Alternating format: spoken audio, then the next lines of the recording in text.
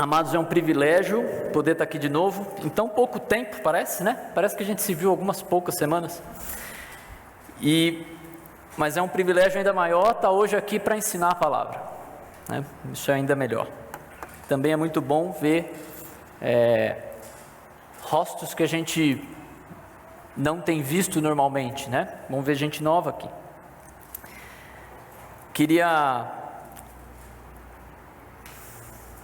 Deixa eu ver, acho que eu vou deixar isso mais para o fim. Queria começar orando, acho que é a melhor coisa que a gente pode fazer para começar esse tempo, tá bom? Senhor, eu te louvo, Pai, por essa igreja. Te louvo, Deus, porque foi aqui que o Senhor me alcançou. O Senhor usou essa igreja para me alcançar. É verdade, o Senhor usou minha família, mas foi aqui que o Senhor também permitiu que eu crescesse, que eu fosse treinado para fazer a melhor coisa que eu posso fazer da minha vida, que é pregar a Tua palavra, Deus. E eu sou grato ao Senhor, porque o Senhor me dá esse privilégio, apesar de quem eu sou. Mas nesse tempo, Deus, eu oro por clareza, que o Senhor me dê clareza para pregar a Tua palavra, para desafiar os irmãos, amor para ser duro onde eu tiver que ser duro, mas amoroso e compassivo, misericordioso, humilde e manso. E também oro, Deus, por cada um que possa escutar com ouvidos atentos, com a ajuda do Teu Espírito, que Teu Espírito possa usar todo esse tempo para a Tua honra e para a Tua glória. E é isso que nós pedimos, em nome do Teu Filho Jesus. Amém. A IBV, tem sido bastante desafiada na área de discipulado, para que eles sejam discípulos que façam discípulos. E porque isso tem sido o assunto central ali do ensino, em vários momentos, e por crer que isso é um assunto central para a igreja, eu entendi que seria bom também ensinar sobre isso aqui na IBNA. E talvez você tenha percebido que da última vez que eu preguei era algo parecido também, né? É porque a maioria das mensagens avulsas que eu tenho feito na IBV e que eu posso trazer para a IBNA é sobre esse assunto, de tão central que ele é, que é o discipulado. Eu estou me baseando nessa mensagem no texto de Mateus 28, 18 a 20, então você pode abrir a Bíblia nesse texto, que é um texto muito importante para mim, inclusive, se a gente pudesse ter textos favoritos da Bíblia, né? Acho que esse seria um deles. E eu também estou me baseando num livreto, né? De um pastor chamado Mark Dever, que chama Discipulado, como ajudar outras pessoas a seguir Jesus. Utilizei esse material porque ele é muito prático, então nos ajuda a entender um pouco de como colocar essa ordem de Jesus na prática. O texto bíblico diz o seguinte, Mateus 28, 18 a 20. Jesus, aproximando-se, falou-lhes dizendo: toda autoridade me foi dada no céu e na terra, portanto vão e façam discípulos de todas as nações, batizando-os em nome do Pai, do Filho e do Espírito Santo, ensinando-os a guardar todas as coisas que tenho ordenado a vocês, e eis que estou com vocês todos os dias até o fim dos tempos. Eu creio que o ensino central, a gente pode resumir o ensino desse texto da seguinte forma: Jesus ordenou o discipulado como um estilo de vida, ok? Jesus ordenou o discipulado como estilo de vida. E o primeiro ponto que eu quero chamar a atenção aqui é que o discipulado, ele é a obediência àquele que tem toda a autoridade na terra e além da terra. Então, quando ele diz, aproximando-se Jesus, falou-lhes: toda a autoridade me foi dada no céu e na terra. Ele está afirmando que ele tem toda a autoridade aqui e fora daqui. E essa autoridade, então, que vai além do mundo, deve ser reconhecida por nós à medida que nós fazemos discípulos, à medida que nós ajudamos pessoas a andar com Cristo. E pensando nessa autoridade, eu achei muito interessante o texto de Mateus 8, 5 a 10, onde Jesus tem um encontro com um camarada ali, e ele fala o seguinte: quando Jesus chegou a Cafarnaum, um oficial romano se aproximou dele e suplicou: Senhor, meu jovem servo está na cama, paralisado e com dores terríveis. E Jesus disse: vou até lá para curá-lo. O oficial, porém, respondeu: Senhor, eu não mereço que entres na minha casa. Basta uma ordem sua e o meu servo será curado. Eu sei disso, porque eu estou sob a autoridade dos meus superiores e tenho autoridade sobre os meus soldados. Eu só preciso dizer vão e eles vão, ou venham e eles vêm. E digo a meus escravos, façam isso, eles fazem. E quando Jesus ouviu isso, ficou admirado e disse aos que o seguiam: eu lhes digo que jamais vi fé como esta em Israel. Interessante que na simplicidade daquele soldado, ele reconheceu a autoridade de Jesus que muitas vezes nós não reconhecemos. Ele reconheceu a autoridade de Jesus sobre todas as coisas. Basta uma palavra e o meu servo vai ser curado.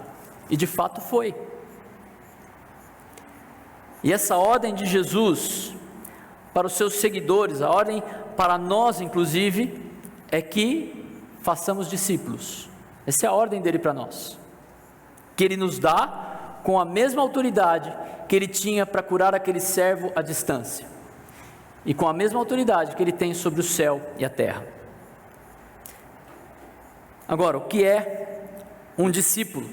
Bom, um discípulo, ele é basicamente um aluno, um aprendiz, um pupilo, alguém que aprende de você por meio da prática, alguém que observa hábitos e costumes. Agora, antes de mais nada, a gente tem que entender que fazer discípulos envolve ser um discípulo. E aqui eu quero mencionar o livro do Mark Dever. Discípulo é um seguidor. Um discípulo de Jesus segue os passos dele, agindo conforme ele ensinou e viveu. Veja, costumes, né? Significa, antes de mais nada, que você entrou em um relacionamento pessoal e salvador com ele. Por intermédio da morte e ressurreição de Jesus, toda a culpa do pecado que você cometeu passa a ser dele, e toda a justiça que pertence a ele se torna sua. Deus é bom e nos criou bons, né? A humanidade. Todavia, cada um de nós pecou ao se afastar dele, da sua boa lei. E porque Deus é bom, ele punirá o nosso pecado. As boas novas do cristianismo, entretanto, anunciam que Jesus viveu a vida perfeita que deveríamos ter vivido e depois morreu a morte que nos cabia. Ele ofereceu a si mesmo como substituto e sacrifício para todo o que se arrepender de seus pecados e confiar apenas nele. Para todo o que se arrepender de seus pecados e confiar apenas nele. E isso é o que Jesus chamou de nova aliança no seu sangue. Por que eu li esse trecho? Primeiro, porque ele tem uma definição ali que discípulo é um seguidor, mas também porque ele faz um resumo do Evangelho que eu achei fantástico. Não demorou um minuto o resumo do Evangelho que ele fez, né? Muito simples. E na verdade o Evangelho é simples. Alguns dizem que o Evangelho é simples a ponto de uma criança poder entender. Então, se a gente prega o Evangelho de uma maneira muito complicada, talvez a gente possa diminuir um pouco o nível do nosso evangelismo e pregar um Evangelho simples, para que as pessoas entendam. Mas eu queria que você parasse e pensasse que você já chegou no ponto na sua vida de confiar na morte e ressurreição de Cristo para salvar você do seu pecado. Você já chegou nesse ponto na sua vida? Se você não chegou ainda, você tem a oportunidade hoje de fazer isso. Mas se você já chegou e já confia em Cristo para tomar a sua culpa pelo pecado e colocar a justiça dele em você, então você tem uma obrigação: fazer discípulos. Você está, na verdade, pronto para fazer um discípulo, ok? Você é um discípulo e já pode obedecer o mandamento de Jesus de fazer discípulos.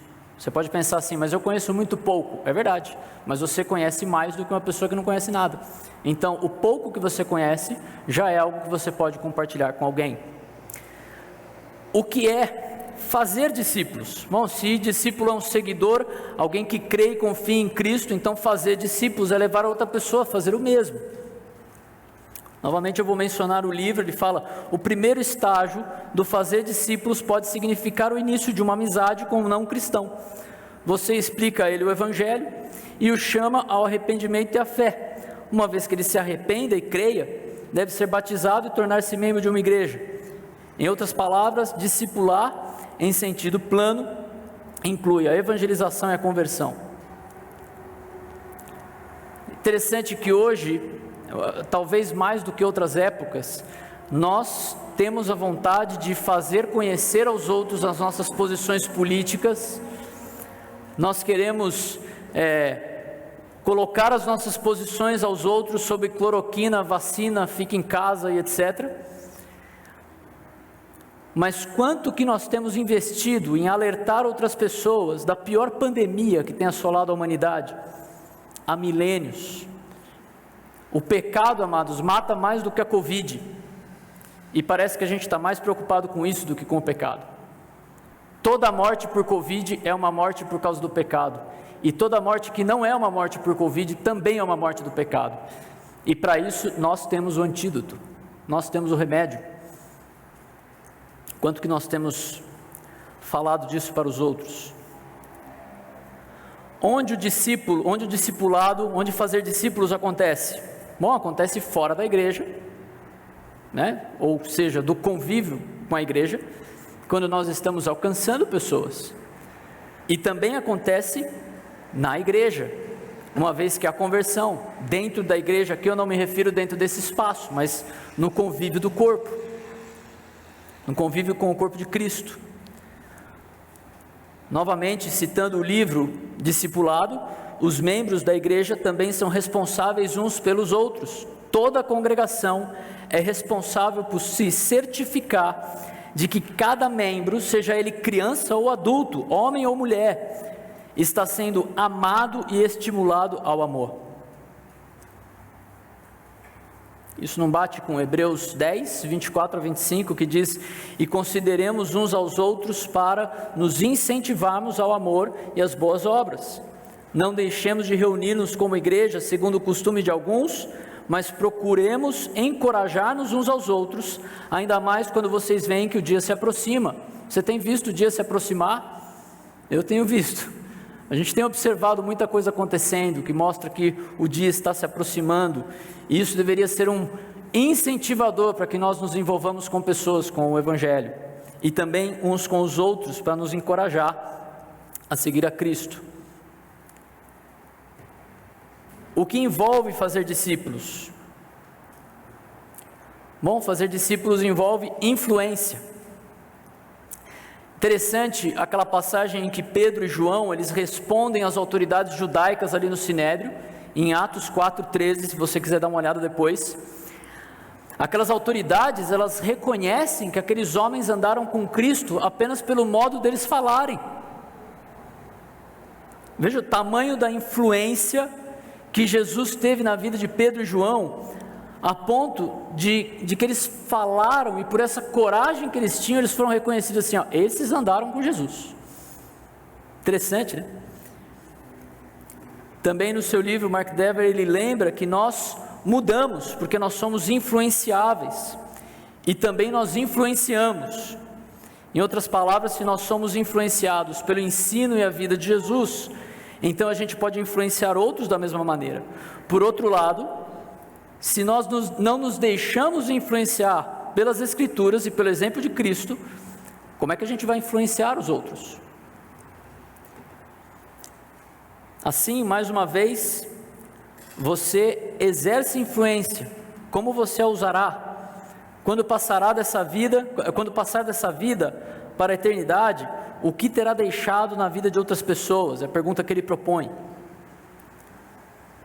A nossa influência tem uma palavra para definir a nossa influência que tem sido falado bastante ultimamente, que é o legado, né? Qual o legado que você está deixando para as próximas gerações? Então eu pergunto isso: qual o legado de Cristo que a sua vida está deixando aos outros? Um exercício para a gente fazer, que eu ouvi há algum tempo, é pensar no dia do seu funeral, né? O que você quer que as pessoas comentem no seu funeral? O cara jogava bola como ninguém. Perdemos um excelente jogador de futebol. Nossa, os bolos dela eram excelentes. Fazia uma feijoada deliciosa. Essas coisas são erradas? Não. Mas será que não é melhor a gente lembrar da pessoa assim: esse cara era chato, ele sempre falava de Jesus para mim, mas poxa, eu olhava a vida dele, eu o admirava. Ele vai falar isso porque você morreu, né? Mas quando morre todo mundo é bom. Mas, cara, esse cara, ele sempre falava de Jesus, ele sempre levava um texto da Bíblia para tomar decisões. Fazer discípulos também envolve uma vida voltada ao próximo, né? Pense em quantas vezes Jesus negou os seus próprios direitos ao silêncio, à tranquilidade, à paz, um tempo para si mesmo, para poder atender pessoas, famílias, pessoas famintas, doentes, pessoas carentes, imperfeitas, idólatras, perdidas. Pense no maior exemplo de abnegação de Jesus ao negar a sua própria vontade para fazer a vontade do Pai, inclusive. Meu Pai, se possível, afasta de mim esse cálice, contudo, seja feita a tua vontade, não a minha. Da mesma forma, Jesus espera a mesma atitude dos seus discípulos, dos seus seguidores. Lucas 9, 23 a 26, Jesus fala para as multidões: se alguém quer ser meu seguidor, negue a si mesmo, tome diariamente a tua cruz e me siga. Se tentar se apegar à sua vida, a perderá. Se abrir mão de sua vida por minha causa, a salvará. Que vantagem há em ganhar o mundo inteiro, mas perder ou destruir a sua própria vida? Se alguém se envergonhar de mim e da minha mensagem, o Filho do Homem se envergonhará dele, quando vier na sua glória e na glória do Pai e dos santos anjos.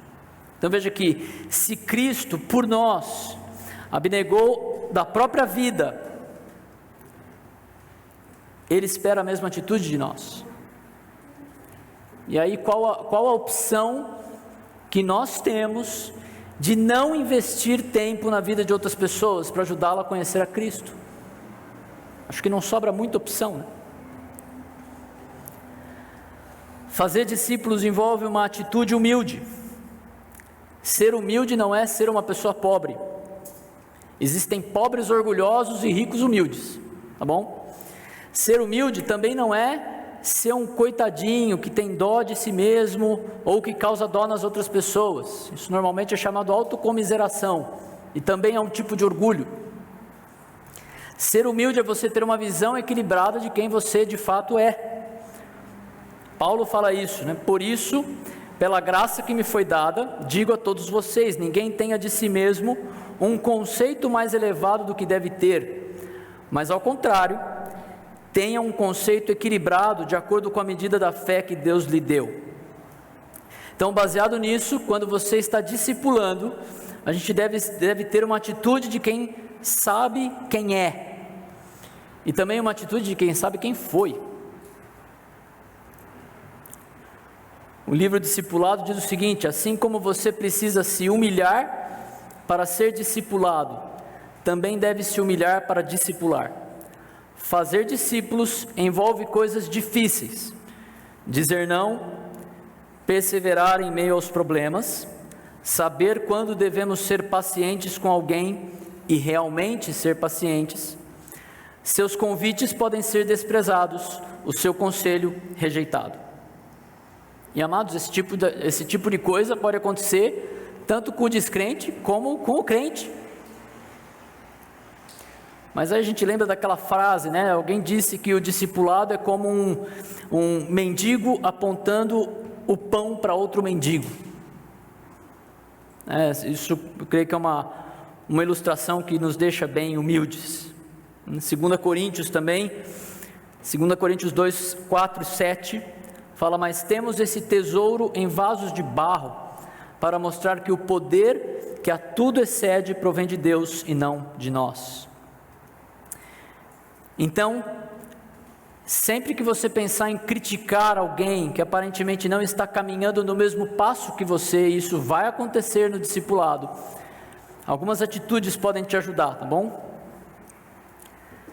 Primeiro, ter paciência. Pode ser que a pessoa não esteja pronta, ou mas ainda um dia ela vai ser útil. E aqui eu lembro aquele exemplo de Paulo com Marcos, né?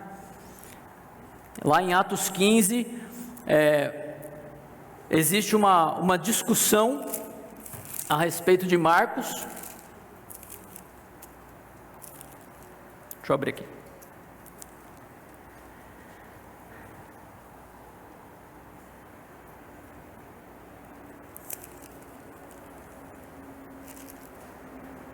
Por isso que eu digo. Enfim, eu tinha anotado Marcos 15 aqui, Atos 15. Mas aqui, lá em Atos, enfim, em alguma parte entre Atos 1 e o último capítulo de Atos, existe um momento em que Paulo entra em discussão ali a respeito de Marcos, a ponto de falar assim: ó, cara, acompanha ele aí, porque Marcos amarelou ali no ministério, e aí então ele vai embora, e aí Paulo segue com a vida dele, com o ministério dele, mas lá em 2 Timóteo 4,11, agora vamos para 2 Timóteo 4,11, vai, para não, pelo menos uma tem que acertar, né? 2 Timóteo 4,11,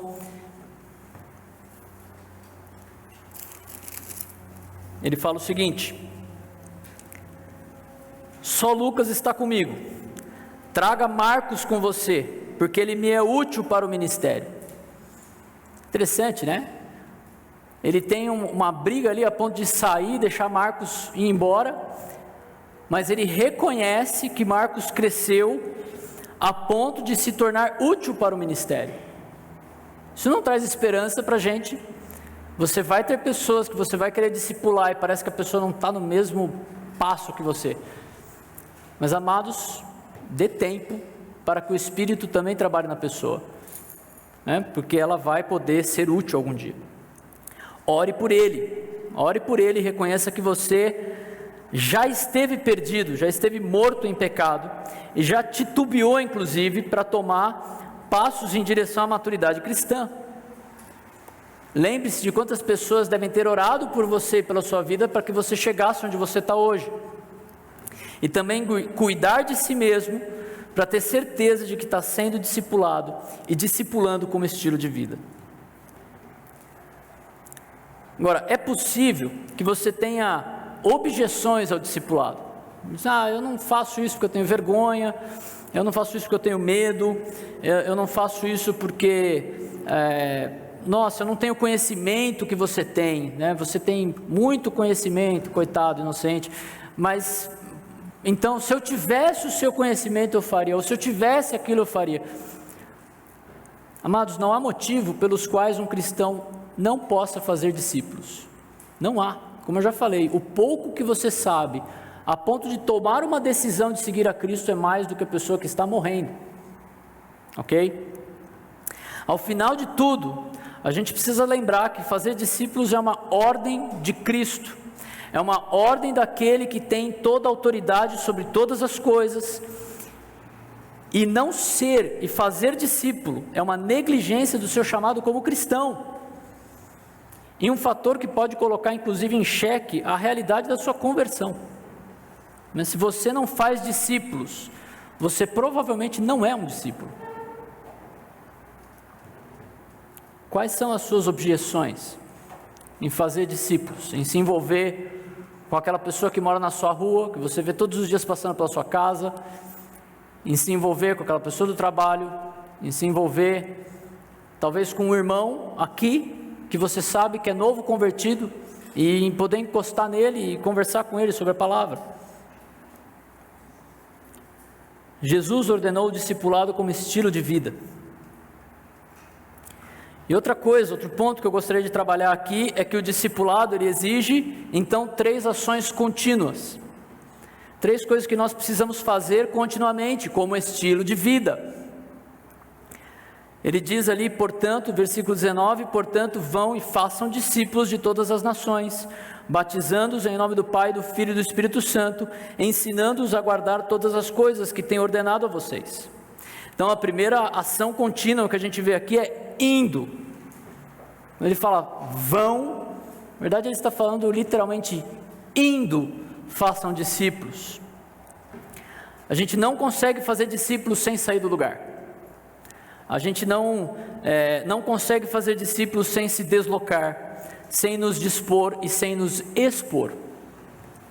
E talvez você, em tempos de pandemia, você não quer sair de casa, mas você pode se deslocar das redes sociais e talvez abrir o WhatsApp e conversar com alguém que você conhece, que talvez também esteja em casa, né? E conversar com ele, ao invés de mandar mensagens indiretas no seu stories do Facebook ou no seu status do WhatsApp. Pergunte como ele está, por exemplo.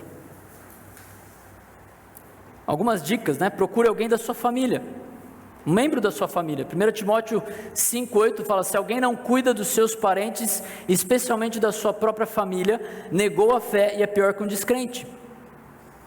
Quem na sua família ainda não ouviu de Cristo? E como é que a gente pode ir atrás dessas pessoas e falar de Cristo para elas? Pode ser que elas nunca mais vão querer falar com você, né? Mas Jesus previu que coisas desse tipo aconteceriam, sendo seguidor dele. Um cristão, você pode falar com um cristão recém-convertido, ou que precisa de mais orientação. Acho muito interessante, Atos 18, 24 a 26, esse está certo. Enquanto isso, um judeu chamado Apolo, natural de Alexandria, chegou a Éfeso. Ele era homem culto e tinha grande conhecimento das Escrituras. Fora instruído no caminho do Senhor e com grande fervor falava e ensinava com exatidão acerca de Jesus, embora conhecesse apenas o batismo de João. E logo começou a falar corajosamente na sinagoga, e quando Priscila e Áquila o ouviram, convidaram-no para ir à sua casa e lhe explicaram com mais exatidão o caminho de Deus. Interessante, aquele cara ele pregava, ele tinha coragem, mas eles perceberam ali, Priscila e Áquila perceberam que assim, olha, tem uns ajustes para fazer aí, vem aqui, vem aprender mais. Discipulado. Pode ser também um membro da igreja, alguém que está aqui, e que você observa assim, ó, você lê a Bíblia com alguém, você conversa com alguém sobre a tua vida, você presta conta para alguém? Não, então vamos andar junto, né? Agora, nesse caso, algumas coisas também são importantes a gente observar, em relação a sexo e idade. Preferencialmente, você nunca vai discipular alguém do sexo oposto, tá bom? Interessante o exemplo também de Paulo, em Tito 2, 3 a 5, ele fala, semelhantemente, ensine as mulheres mais velhas a serem reverentes na sua maneira de viver, a não serem caluniadoras, nem escravizadas a muito vinho, mas a serem capazes de ensinar o que é bom. Assim, poderão orientar as mulheres mais jovens a amarem os seus maridos e os seus filhos, a serem prudentes e puras, a estarem ocupadas em casa e a serem bondosas e sujeitas a seus maridos, a fim de que a palavra de Deus não seja difamada. Então aqui, olha que interessante, né? O incentivo a mulheres mais velhas, que têm mais experiência no casamento, a ensinarem mulheres mais jovens que provavelmente se casaram recentemente. Olha que beleza, oportunidade. Também a questão de idade, né? Ali fala um pouquinho, mas outros textos também falam a respeito disso. Pode ser que aconteça que você precise ensinar alguém que é mais velho, ou que você aprenda de alguém que é mais novo. E aqui o alerta é não rejeite, certo? Nenhum nem outro. E se for ensinar alguém mais velho, você deve demonstrar respeito, né? 1 Timóteo 4,12 fala, ninguém o despreze pelo fato de você ser jovem, mas seja um exemplo para os fiéis na palavra, no procedimento, no amor, na fé e na pureza. Então, Normalmente o discipulado acontece de uma pessoa mais velha para uma pessoa mais nova, como a gente viu inclusive no texto anterior. Mas se for o caso de você ser aconselhado ou ensinado por alguém que é mais novo de idade, mas talvez mais velho na fé, não o despreze. Receba o ensino. E se você vai ensinar alguém mais velho, 1 Timóteo 5, 1-2 diz: não repreenda asperamente o homem idoso, mas exorte-o como se fosse o seu pai. Trate os jovens como irmãos, as mulheres idosas como mães e moças como irmãs, com toda a pureza. Outro ponto que ele coloca, que é uma boa dica para isso: procure alguém disposto a aprender. Salmo 25, 9 fala: conduz os humildes na justiça e lhes ensina o seu caminho. Alguém que deseja aprender, alguém que tem a humildade para reconhecer que deve aprender algo. E aqui Mark Dever dá a dica: não perca tempo tentando ensinar quem acha que você não tem nada para lhe ensinar. Isso é um cuidado para a gente também saber dosar, a Natália às vezes faz uma pergunta para mim assim: até onde eu vou com essa pessoa? Assim, você vai até ela falar não. Até onde eu vou com o descrente? Até ele rejeitar. Toda conversa que você vai ter, você vai levar para o Evangelho, até a pessoa falar assim: não quero mais conversar com você, ou não respondo mais suas mensagens. Ela não vai falar isso sempre, mas houve momentos que eu passei por isso, de alguém falar assim: olha, eu não quero mais falar disso. Ótimo, chegou no ponto, rejeitou, muito bem, não vou mais perder tempo com a pessoa. Ouviu tudo que tinha que ouvir e tomou a decisão. Ok? Esse eu achei muito interessante, tão interessante que ele não passa. Aconteceu alguma coisa aí. Enfim, invista em alguém para investir em mais alguém. 2 Timóteo 2,2, obrigado. 2 Timóteo 2,2: e as palavras que me ouviu dizer na presença de muitas testemunhas, confia-as a homens fiéis, que sejam também capazes de ensiná-las a outros. Veja, interessante a gente ver 4 gerações de discipulado, Paulo ensinando Timóteo, Timóteo ensinando outros que estão dispostos a ensinar outros, fiéis para ensinar outros. Então treine alguém, invista em alguém para investir em alguém. Um exemplo prático: comprei um livro para uma pessoa, para estudar com ela, dei o livro de presente, a pergunta veio: quanto custou o livro? Eu falei assim: não custou nada para você, mas você vai comprar um livro igual a esse para ensinar para mais alguém. O desafio está dado, não sei se vai fazer isso. Lembra, talvez ela não esteja pronta, talvez ele não esteja no mesmo passo que eu, a ponto de fazer isso, mas eu espero que daqui a um tempo ele tenha a maturidade de lembrar assim: nossa, eu preciso passar isso para mais alguém. Procure pessoas diferentes de você. Isso também é muito interessante. O exemplo que ele dá no livro ali, Mark Dever dá no livro: Bob é um estudante da Bíblia, ele gosta de saber o que a Bíblia diz sobre tudo, ele consegue até explicar a doutrina da Trindade. Bill, embora não anuncie o fato, não é um leitor assíduo da Bíblia. Sem dúvida ele quer ser bom, ele tenta amar o próximo. E olha como ele termina: Bob deveria se preocupar mais com as pessoas e Bill com a verdade. Procure alguém diferente de você.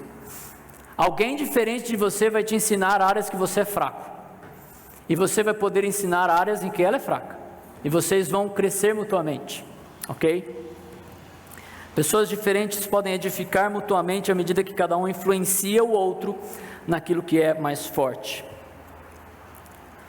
Uma outra ação contínua que Jesus nos chama a fazer ali para fazer discípulos é batizando-os em nome do Pai, do Filho e do Espírito Santo, ou seja, levando a pessoa a um compromisso com Cristo. O batismo nada mais é do que demonstrar publicamente um compromisso que já aconteceu no seu coração. Se você no começo da mensagem respondeu: sim, eu cheguei ao ponto de ter um compromisso com Cristo, então, por que não se batizar? Por que não demonstrar aos outros que você tem esse compromisso? E por que não levar outros a fazer o mesmo? Se você está pronto para seguir a Cristo, disposto a obedecê-lo e se tornar um discípulo, você está pronto para ser batizado. É uma ótima oportunidade, inclusive, para demonstrar aos outros que você possui compromisso com Cristo, com o seu corpo, que é a igreja. E aqui eu acho muito interessante o exemplo a simplicidade do exemplo de Filipe e o eunuco etíope, em Atos 8, 26 a 38. Entendam, eu estou fazendo duas mensagens em uma mensagem aqui, então não vou poder ler esse texto. Mas o que acontece ali é que Filipe é colocado para conversar com o eunuco, pelo Espírito Santo. E ele escuta o que o eunuco está lendo. O eunuco está lendo em voz alta. Excelente exercício para guardar o que você está lendo, né? Fica a dica. Ele está lendo em voz alta e Filipe escuta aquilo. Ele pergunta: você está entendendo o que você está lendo? E a resposta do eunuco é: eu não vou entender se alguém não me explicar, se alguém não me discipular. E ele senta do lado do eunuco, ele explica aquilo e chega até o ponto de explicar sobre Jesus. O eunuco se converte. E olha só, né? Filipe falou do batismo, porque ele falou assim: olha a água ali, o que me impede de ser batizado? Então, naquela primeira conversa, inclusive, Filipe já falou assim: cara, você tem que ser batizado e fazer parte de um corpo. E o eunuco falou assim: tá água ali, posso ser batizado? Vamos, se você crer, vamos lá. E leva o eunuco. Muito simples, parece, né? Quando o Espírito faz as coisas é muito fácil, amados. Muito simples. A outra coisa que você precisa fazer é ensinando a obedecer. Outra coisa que a gente faz, outra ação contínua que nós devemos ter como fazedores de discípulos, ensinando-os a guardar todas as coisas que tem ordenado a vocês. E aqui a gente lembra um texto famoso, 2 Timóteo 3, 16 a 17, ou deveria ser famoso: toda a escritura é inspirada por Deus e útil para o ensino, para a repreensão, para a correção e para a instrução na justiça, para que o homem de Deus seja apto e plenamente preparado para toda boa obra. Amados, se você está conversando com alguém, está discipulando alguém, leve ele para a Bíblia. É a melhor coisa que você pode fazer. Você pode usar materiais de apoio que vão levá-lo para a Bíblia, mas leve-o para a Bíblia, porque a Escritura tem as respostas. A Escritura nos ensina, a Escritura nos repreende, nos mostra o que está errado, a Escritura mostra como voltar para o caminho, nos corrige e instrui como perseverar no caminho, instrui na justiça, para nós vivermos justamente como devemos viver, para que nós estejamos preparados para toda boa obra. Também Colossenses 3,16: habite ricamente em vocês a palavra de Cristo, ensinem e aconselhem-se uns aos outros com sabedoria, e cantem salmos, hinos e cânticos espirituais com gratidão a Deus em seus corações. Acho muito interessante que esse texto esteja num contexto de culto. Instruí-vos e aconselhai-vos mutuamente. Talvez você tenha lutas que você teve na sua vida, e você observa um irmão lutando na mesma área. Por que você acha que você teve aquela luta, irmão? Para ajudar esse outro que está lutando com a mesma coisa. Queria pôr um desafio aqui também.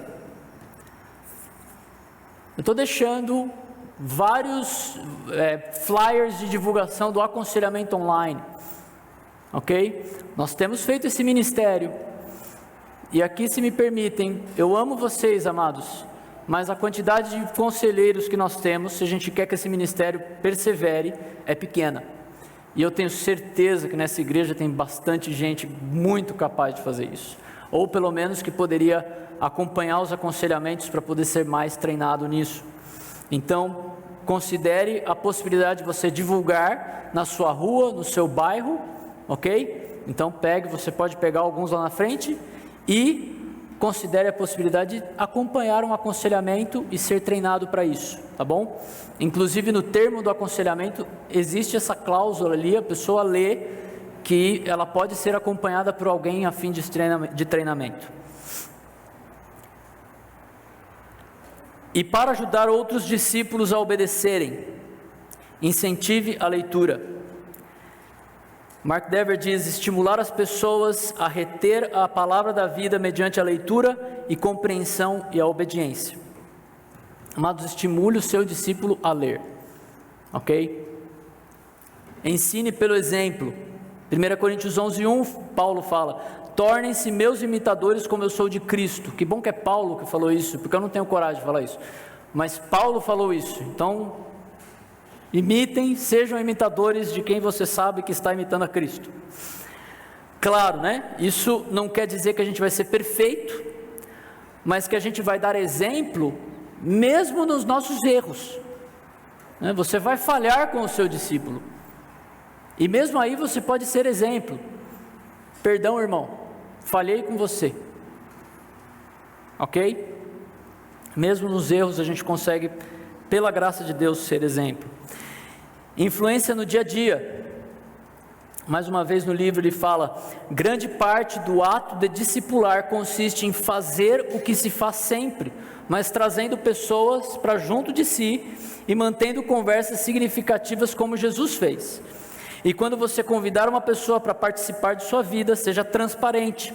Fachadas não surtem o efeito desejado. Seja você mesmo. Você vai no mercado, irmão, minha esposa pediu para ir no mercado, quer ir no mercado comigo? Ou aquele famoso, quer fazer nada junto? Eu não estou fazendo nada, você quer fazer nada junto comigo? Então chega aí, e vai viver junto com aquela pessoa, e vai expor como é que é a sua vida, como é que você lida com os filhos. Nossa, seus filhos fazem birra, fazem, e a gente tem um cantinho ali que a gente resolve, certo? Então faz parte, não tenha medo. Lembra, eu comecei a mensagem falando, você vai ter que se expor, faz parte disso. Outro ponto, faça perguntas, busque conhecer o seu discípulo e o seu contexto, como você se tornou cristão, de onde você veio, seus pais eram cristãos, seus avós, por que você trabalha nesse ramo hoje e assim por diante. Com o tempo, o nível de confiança e transparência deve crescer, e você será capaz de falar cada vez mais sobre questões mais profundas e pessoais, e sobre o efeito do Evangelho nessas áreas. Andar junto, amados, novamente, se expor e ter conversas edificantes. A gente às vezes se reúne, tem aquela música, né? Falamos às vezes dos muitos problemas que surgem em nosso viver, mas o que nós devemos falar é da esperança. Eu não lembro o refrão da música toda, mas é a ideia de que assim, a gente fala de tanta coisa, né? A gente se encontra e já pergunta quando é que as máscaras vão cair esse ano, né? E todo esse negócio. Tenha conversas propositais que levem ao Evangelho. E quando eu digo isso, eu estou dizendo isso como um desafio para mim também. Algumas demandas do discipulado. Discipular demanda tempo. Você vai ter que rever suas prioridades. Você tem o tempo, né? Talvez você tenha que rever prioridades. Demanda estudo. Mas eu não sei. Então vá saber. O seu discípulo vai fazer perguntas que você não vai saber responder, e você vai poder procurar as respostas. Você vai aprender com isso. Demanda oração. Ore pelo seu discípulo. Demanda amor. Certo? E aqui o cristão não tem opção de não amar, né? Até o inimigo a gente tem que amar. Então, ame.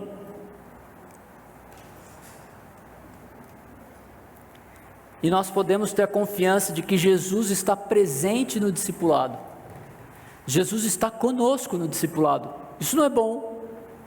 Você quer ter uma experiência com Deus? Muitos falam, eu quero ter experiência com Deus. Discipule alguém e você vai ter experiências com Deus, porque Ele vai estar lá, te guiando, te dando sabedoria.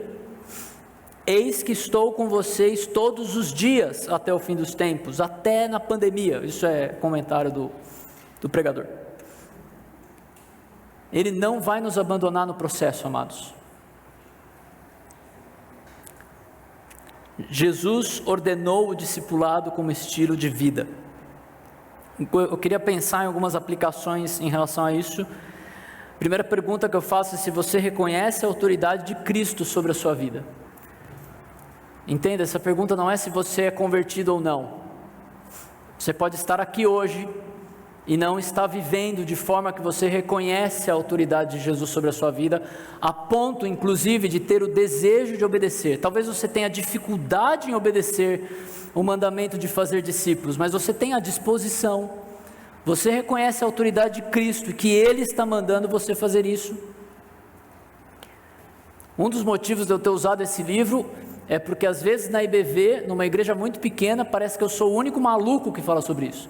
Então eu levei o livro, falei assim, eu não sou o único maluco, tem gente até lá fora que fala disso, ok? Quão prontos nós estamos para obedecer a autoridades humanas e quanto nós relutamos para obedecer a Cristo?